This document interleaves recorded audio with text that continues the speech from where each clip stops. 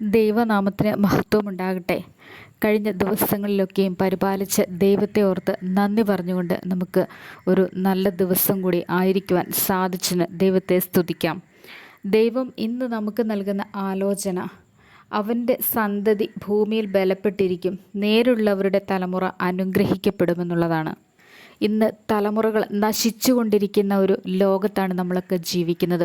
ഓരോ ദിവസം കഴിയും തോറും മക്കളുടെയൊക്കെ സ്വഭാവങ്ങളിൽ മാറ്റമാണ്. ലഹരികളും പലവിധമായിട്ടുള്ള കൂട്ടുകെട്ടിലും അകപ്പെട്ടുകൊണ്ട് മക്കൾ അവരുടേതായ ശരിയായ ജീവിത രീതികളിൽ നിന്ന് വ്യത്യാസപ്പെട്ടുകൊണ്ട് മുന്നോട്ട് നീങ്ങുന്ന ഒരവസ്ഥയാണ് കാണുന്നത്. ദൈവം നൽകിയിരിക്കുന്ന നന്മകളെ തിരിച്ചറിയാൻ ആവാത്ത ഒരു തലമുറയാണ്, ദൈവത്തെ അന്വേഷിക്കാത്ത ഒരു തലമുറ. പക്ഷേ ദൈവം ഇവിടെ നമ്മോട് പറഞ്ഞിരിക്കുന്നത്, അവൻ്റെ സന്തതി ഭൂമിയിൽ ബലപ്പെട്ടിരിക്കും. എങ്ങനെയുള്ളവരുടെ സന്തതിയാണ് ഭൂമിയിൽ ബലപ്പെട്ടിരിക്കുക?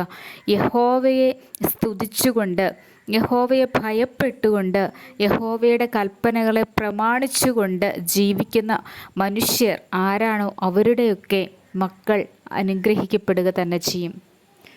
ദൈവത്തോട് എന്നും യാചിക്കുന്ന മാതാപിതാക്കളാണോ, ദൈവത്തിൻ്റെ കരങ്ങളിലേക്ക് മക്കളെ സമർപ്പിച്ചുകൊണ്ട് ഉപവാസത്തോടും പ്രാർത്ഥനയോടും കൂടി അവൻ്റെ സന്നിധിയിലേക്ക് അടുത്തു വരുന്ന മാതാപിതാക്കളാണെങ്കിൽ ദൈവം നിശ്ചയമായും മക്കളുടെ മേൽ പ്രവർത്തിക്കുക തന്നെ ചെയ്യും. അങ്ങനെയുള്ളവരുടെ, നേരുള്ള മനുഷ്യരുടെ തലമുറ അനുഗ്രഹിക്കപ്പെടുമെന്നാണ് പറഞ്ഞിരിക്കുന്നത്. ദൈവം തലമുറകളായി നമ്മളെ അനുഗ്രഹിച്ചു വന്ന ഒരു ബലവാനായ ദൈവമാണ് നമുക്കുള്ളത്. നമ്മുടെ പിതാക്കന്മാരും മാതാക്കന്മാരുമൊക്കെ ആരാധിച്ച് മഹത്വപ്പെടുത്തിയിരുന്ന നല്ല ദൈവത്തെ ഇന്ന് മക്കൾക്ക് നമ്മൾ കൊടുക്കാൻ തയ്യാറാകുന്നുണ്ടോ എന്ന് ചിന്തിക്കേണ്ടിയിരിക്കുന്നു. ദൈവം നല്ലവനാണെന്ന് രുചിച്ചറിഞ്ഞ ഒരു തലമുറയിൽപ്പെട്ട മനുഷ്യരാണ് നമ്മളൊക്കെയും. ദൈവത്തെ ഓരോ നിമിഷം തോറും മഹത്വപ്പെടുത്തിക്കൊണ്ട് ജീവിക്കുവാൻ നമുക്ക് സാധിക്കണം. അവൻ്റെ അത്ഭുത പ്രവൃത്തികൾ, ദൈവത്താൽ അസാധ്യമായത് ഒന്നുമില്ലെന്നുള്ള ദൈവവചനം മക്കൾക്ക് പറഞ്ഞു കൊടുക്കാൻ കഴിയണം. മക്കളിന്ന് അറിയുന്നതൊക്കെയും മൊബൈൽ ഫോണുകളിലൂടെയുള്ള നിസ്സാരമായ ചെറിയ കാര്യങ്ങളായിരിക്കാം. എന്നാൽ അതിലുപരിയായി വചനത്തിൽ അടിസ്ഥാനപ്പെട്ട ഒരു ജീവിതം നയിക്കുന്നതിനായിട്ട് മക്കൾക്ക് ദൈവത്തെ കൊടുക്കാൻ നമ്മൾ തയ്യാറാവണം. ദൈവത്തോട് ചേർന്ന് നടക്കാനായിട്ട് മക്കളെ ശീലിപ്പിക്കണം. നമ്മുടെ കൂട്ടുകാരിയോ ഒക്കെയായി ദൈവത്തെ നമ്മൾ കാണാൻ കഴിയണം. ദൈവത്തെ വിളിക്കുന്ന മക്കൾ ആയി വളർന്നു വന്നാൽ അവർ തെറ്റായ പാതയിലേക്ക് പോകാതെ ദൈവം അവരെ വഴി നടത്തിക്കോളും. ഓരോ നിമിഷവും അത്ഭുതകരമായ ദൈവത്തിൻ്റെ കരങ്ങളിൽ താഴ്ന്നിരിക്കാൻ മക്കളെ ശീലിപ്പിക്കണം. വചനത്തിൻ്റെ വാക്യങ്ങൾ എടുത്തുകൊണ്ട് ദൈവത്തോട് പ്രാർത്ഥിക്കാൻ തയ്യാറാവണം. ഇവിടെ ദൈവം നമ്മോട് പറഞ്ഞിരിക്കുന്ന വാഗ്ദത്തവും അതുതന്നെയാണ്. അവൻ്റെ സന്തതി ഭൂമിയിൽ ബലപ്പെട്ടിരിക്കും, നേരുള്ളവരുടെ തലമുറ അനുഗ്രഹിക്കപ്പെടുക തന്നെ ചെയ്യും. നേരും നെറിയുമുള്ള മാതാപിതാക്കളായി നമ്മൾക്കും ജീവിക്കുവാൻ കഴിയണം.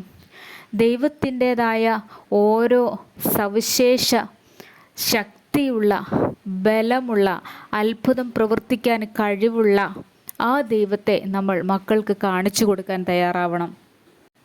അങ്ങനെ അനുഗ്രഹിക്കപ്പെട്ട ഒരു തലമുറയ്ക്ക് ദൈവം നൽകുന്ന വാഗ്ദത്തങ്ങളാണ് ഐശ്വര്യവും സമ്പത്തും. നമ്മൾ ഐശ്വര്യത്തിനും സമ്പത്തിനും ഒന്നും വേണ്ടി ഓടി നടക്കണ്ട. സാമ്പത്തികമായി അനുഭവിക്കുന്ന ബുദ്ധിമുട്ടുകൾക്കൊക്കെയും ദൈവം പരിഹാരം വരുത്താൻ ശക്തനാണ്. എപ്രകാരമാണ്? ദൈവത്തെ അന്വേഷിക്കണം. യഹോവയെ അന്വേഷിച്ചുകൊണ്ട് അവൻ്റെ കൽപ്പനകളൊക്കെ പ്രമാണിച്ചുകൊണ്ട് നടന്നാൽ ദൈവം നൽകുന്ന അത്ഭുതങ്ങൾ ജീവിതത്തിൽ നൽകിയിരിക്കും. മക്കളുടെ മേൽ അത്ഭുതം പ്രവർത്തിക്കും. പഠനകാര്യങ്ങളിൽ, അവരുടെ ജീവിത മാർഗങ്ങളിൽ, അവരുടെ സ്വഭാവങ്ങളിൽ, അവരുടെ നന്മയുള്ള പ്രവൃത്തികളിലൂടെയൊക്കെ ദൈവം വെളിപ്പെട്ടു വരും. അതിനായി കൽപ്പനകൾ പ്രമാണിക്കണം. വചനം അനുസരിച്ച് നടക്കാൻ തയ്യാറാവണം.